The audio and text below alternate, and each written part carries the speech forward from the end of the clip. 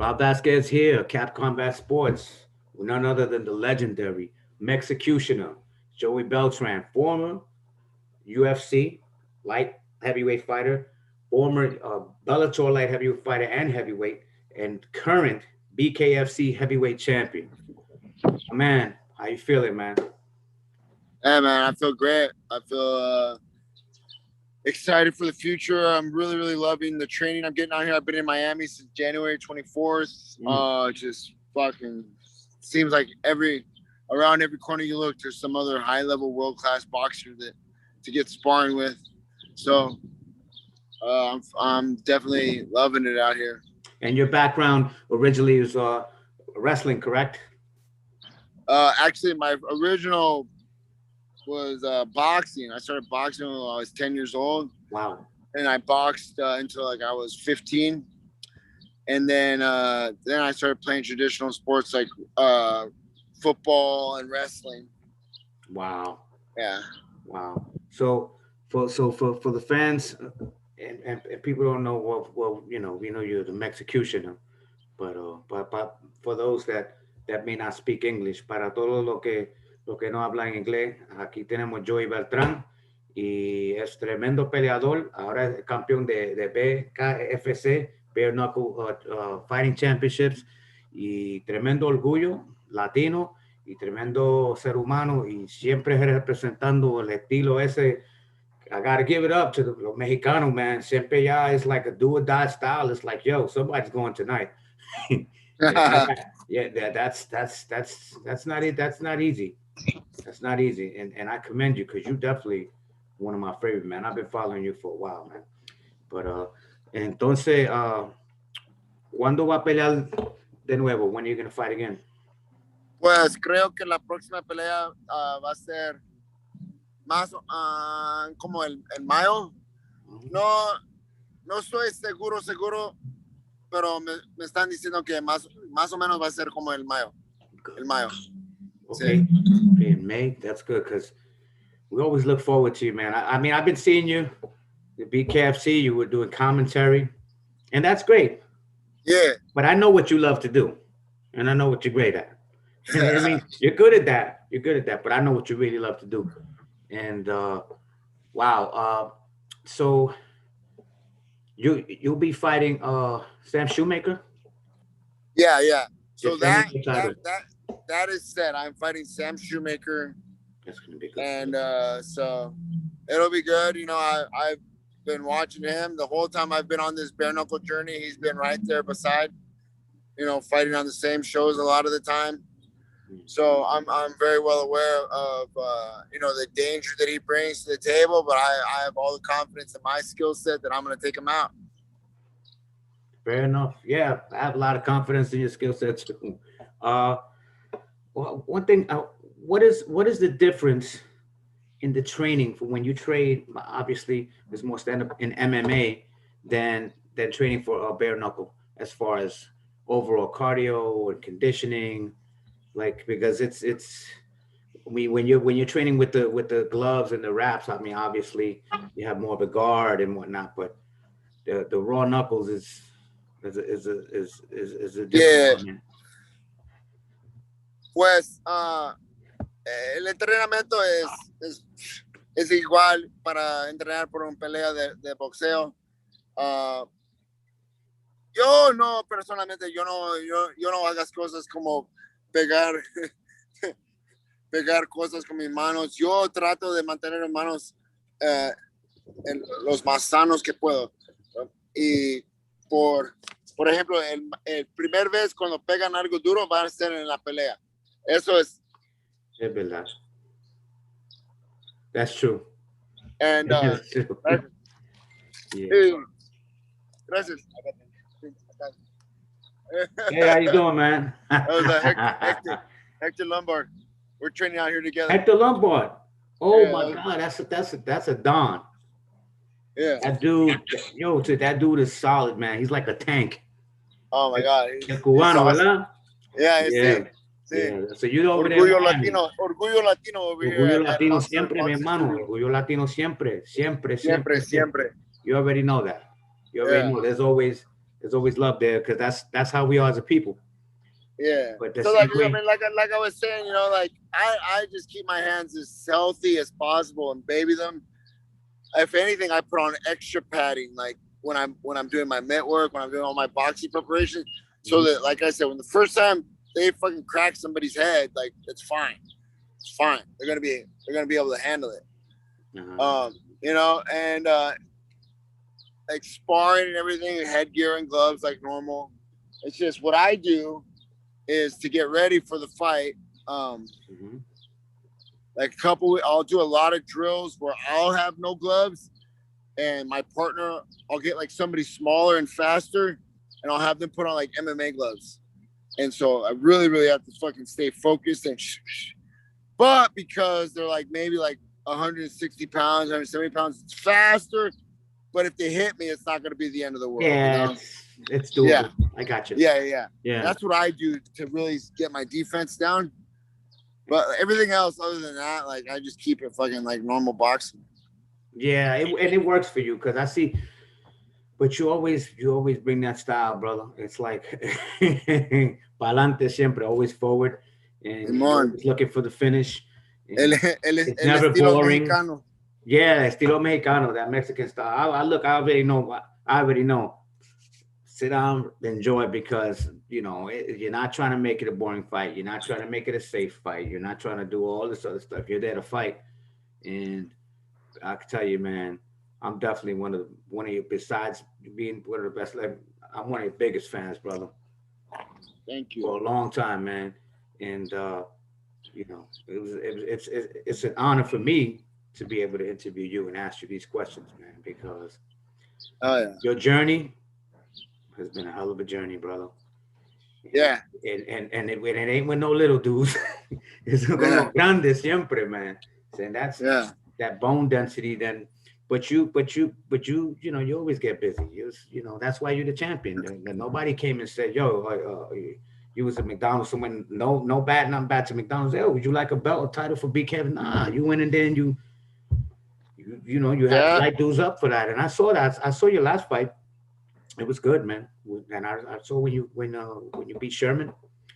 Uh, it was a good fight. It was very competitive. Era como un toma y dame, pero si tú vas a pelear con un mexicano así, you gotta be, you gotta be, you better move a little bit because, you know what I'm saying? But Yeah. I'm gonna tell you, I've gotten a lot into the BKFC, just a different element, just a different, because like the way you train, that works for you, and that's awesome. Pero without the pads, like the guard, like how that blocks, you got bare hands. That's why I see guys like uh, uh, uh, uh that the other kid Lorenzo Hunt and other people like that who can move well. Smaller guy, but he's not a big. But he's at that weight. You know what I mean? That he's 200 and whatnot. But when I see that, I say that's all of us. Everybody can't fight like you, bro. Everybody can't fight like you, brother.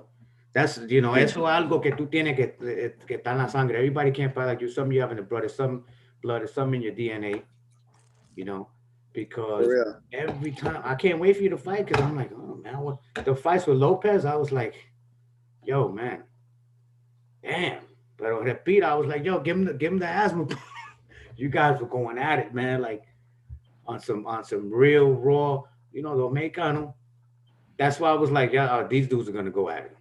Yeah. I said these dudes gonna, and I know that there's respect because guys like yourself, you're a family man like myself, and some people might take a look and say, oh, it's a bare knuckle brawl or this guy. It's a job, brother.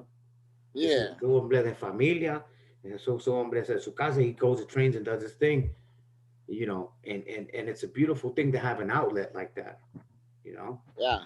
right? I mean, and Absolutely. Absolutely, man. let me ask you another. Well, I'm gonna ask you something. What advice would you give a young upcoming athlete, fighter who wants to be a bare knuckle fighter? What advice would you give him? Well, the first question I would ask them is if they've been in street fights, and not that I'm advocate or I support street Hmm. violence, Of but course. Yeah. it's a big deal that the first time you've ever been hit with a bare fist is in a sanctioned Yes. contest. You're gonna be in for a shock, you know. Yeah. So then, if they have, great, okay. Now I asked them like, okay, what other kind of training, what other kind of fights have you had? What is drawing you to this form of combat? Because this is the rawest form. This is the most realest shit out there. It's not for the faint of heart. It's not for somebody who's wants to try something out. Like you Mm. have to have full commitment. You have to have full commitment and know like what really have an idea of what you're getting yourself into. Because there will And be if blood. yeah, like like I Yeah. always say like I really am at peace. I'm at peace with the violence that's about to happen. I really am. I embrace it. And for those 10 minutes, like it's pure savagery and I'm okay with it. Yeah. I can turn it off when it's over. Yeah, those are some 10 long ass minutes. Yeah. Yeah, Long minutes. For real. Yeah. And but if like if somebody, I would encourage if they haven't, I would encourage them to like do some MMA fights, do some pro boxing fights. Make sure that you're okay with getting hit in the face really, really hard. yeah, because that's not the place to learn. Yeah, That's exactly. not the place Definitely to not. find out, right? Yeah. Not in there. And definitely, there's such a small margin for error. And bro, I don't know, man. And I was gonna ask you also about the MMA. So you would give them the same advice if they wanted to be an MMA fighter, being that you come from a extensive MMA background. Would you say the same thing or a different approach? I mean, ultimately, it's like why. I always ask people why do you want to fight? What are you fighting for? True. If you don't have a fucking solid reason why you're fighting, then you're just another fucking punk with tattoos and a mohawk. My coach said that exact quote to me 15 years ago Yeah. when we were fucking running hill sprints. I remember. So why are you fighting? A very And I important remember at question. the I remember at the time I didn't really have an answer for him. I was still like I hadn't fought yet. And he's like, well, you better find out. You better know why. Right. Another like to elaborate on that. It's like if you're in a really hard fight, a really really difficult situation, you better have all your whys like in a stack in your pocket, ready so you can pull them out. Why am I doing this? Why am I doing this? Why am I doing this? Because there's some real motherfuckers out there like myself that are gonna make you go through your whole list of why you're even fighting. Yeah. Why are you doing Sure. this? Like, Do I really want to be and then doing this? I always say like Yeah. when I'm in there fighting, like it's my job to change your mind from wanting to win to wanting to Yeah. Yeah. survive That's to true. looking for a way out. I'll take you step by step by step. So you're gonna fucking look for a way out, and I'm gonna show you the door. You Hey, know? and that's your job. That's your job. That's why you're at the top. You're at the top of your game right now. You're the champ. And like I was speaking with another fighter about the same thing, and it was like there's such a small margin for error. It's not like okay, I might burn a steak or I might do no, you know, te pueden tirar pata arriba. You could be caught Yeah. out there, you know, and get really hurt. And if your why, the reason that you're doing it is not correct, then everything may not line up, because then the backup plan, you might be like, oh, I'm doing it for this and that, like you said, like another punk with mohawk and tattoos.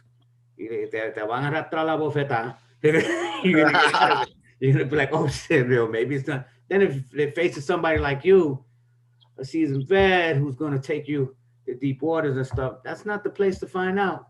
That's why you're absolutely right. The why and the experience, your experience, you believe that your experience, your prior MMA experience and fighting experience in young boxing when you were younger, how much did that play into helping you become the fighter that you are now? Not the person, that's another judge, but as far as your skill set, how did that mold you think?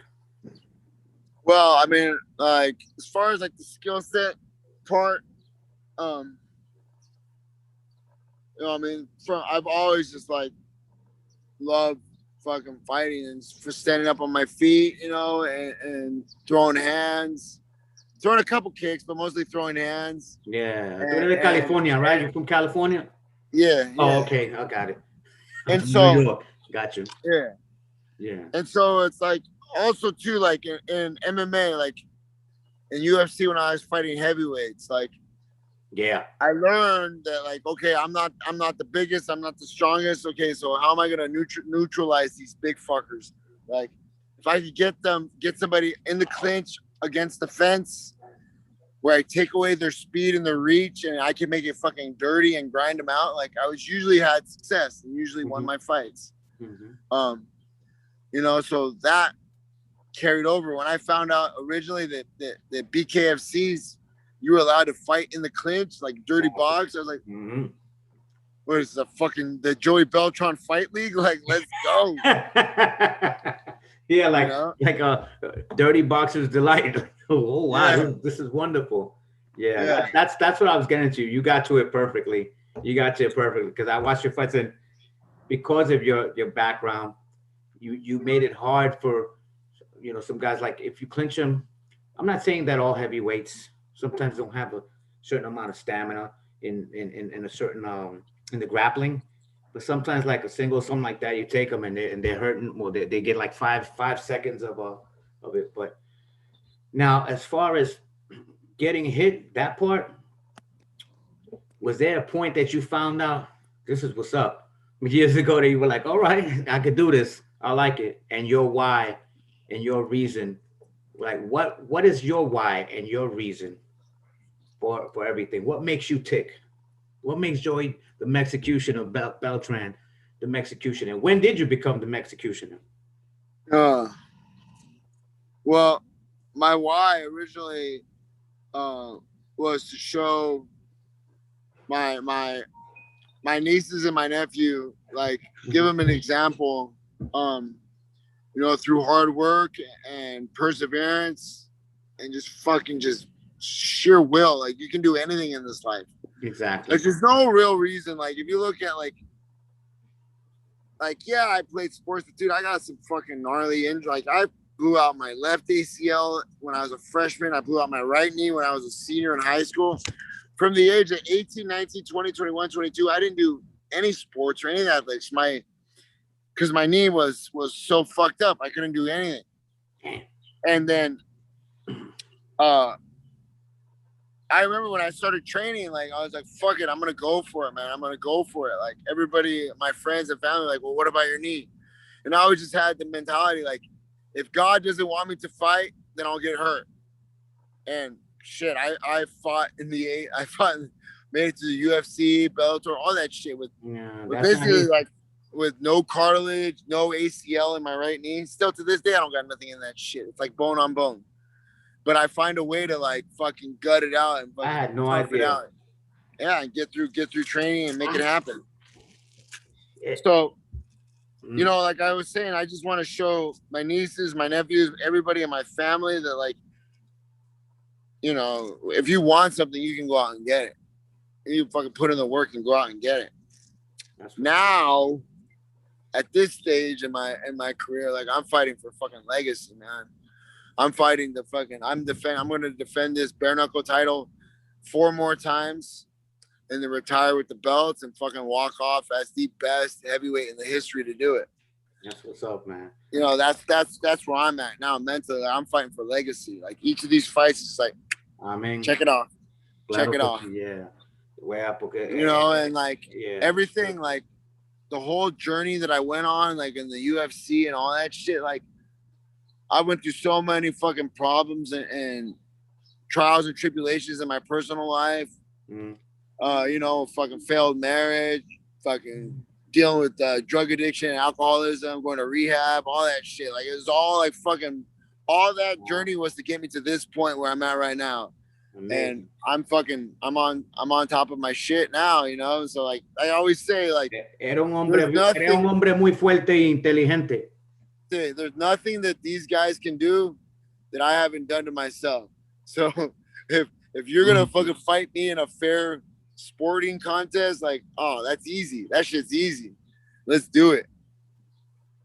Yeah, because the twists and turns in life. I didn't know that, but I guess that made you exactly who you are and strengthened you. That's a beautiful thing, man. To be able to share your story and to be able to give inspiration to people who may be having similar issues, or maybe having sometimes in life you go through something hard and you're like, damn, look where this guy got. Yeah, man. I Especialmente mean, los like, latinos shit. que ven que a veces pasan por cosas y dicen, wow, Joey Beltrán, que pasó esto, que pasó lo otro, y míralo ahora. And that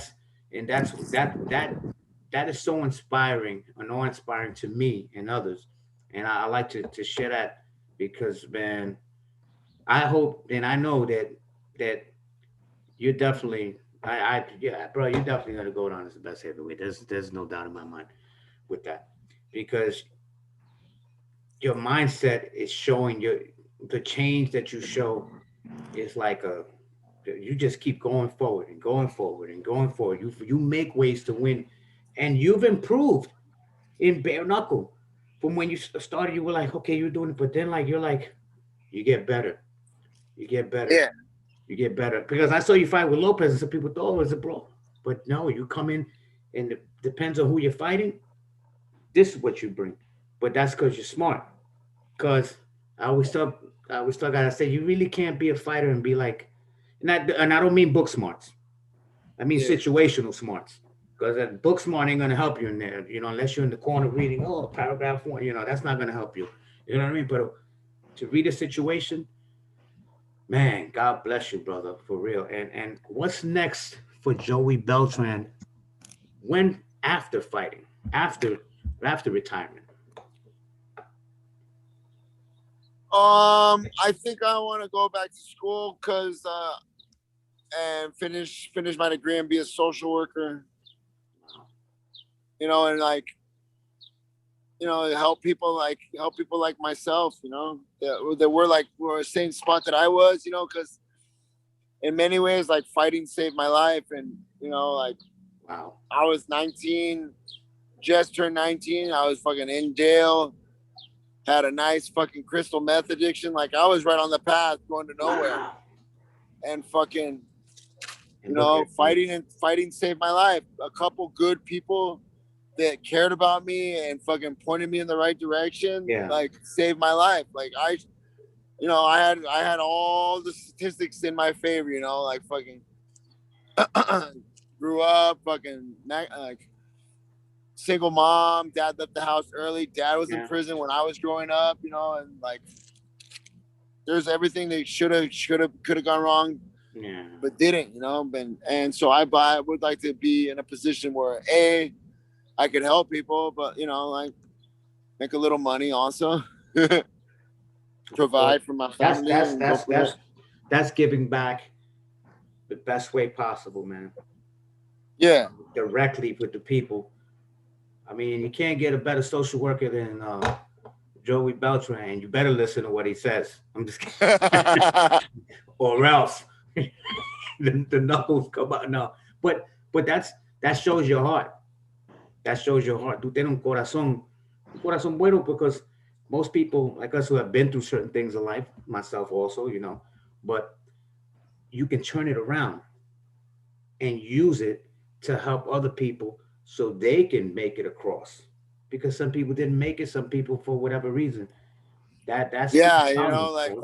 like they say in AA, a lot of us have to die so that some of us make it, and that's true, man. So I would like to, go back and put out the life raft and help some people out in my community.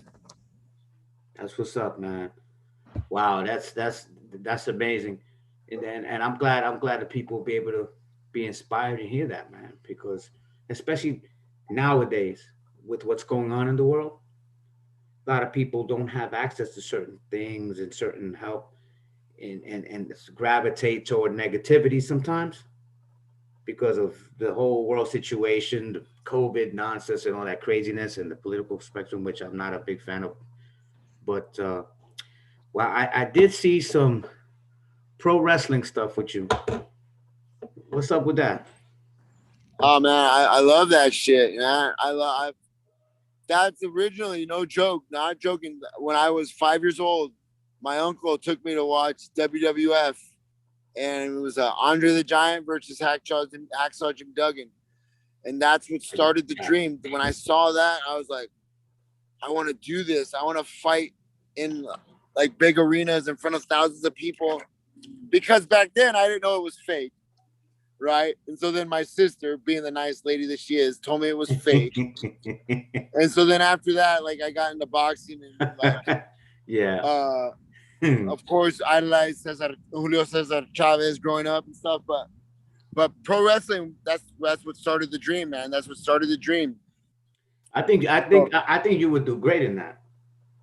Yeah, yeah, it's got some old injuries though. I couldn't want to take too It's many kind of tough bumps. because there's another fighter in the UFC. They had asked about that, and he says because of his back injuries that it would be kind of hard because you have to do all this choreography, Yeah, fuck jump, yeah, twist, man. and you might do the wrong one and be like, oh, your back goes Yeah. out.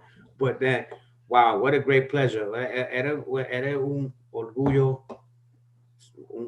un ser humano, a great human being, gran ser humano, un orgullo hispano latino, y te considero como un hermano, especially after hearing your story more, because people, including myself, other people, people who are, sometimes you look from the outside looking in, you can't judge a book by its cover, man. You just can't do it.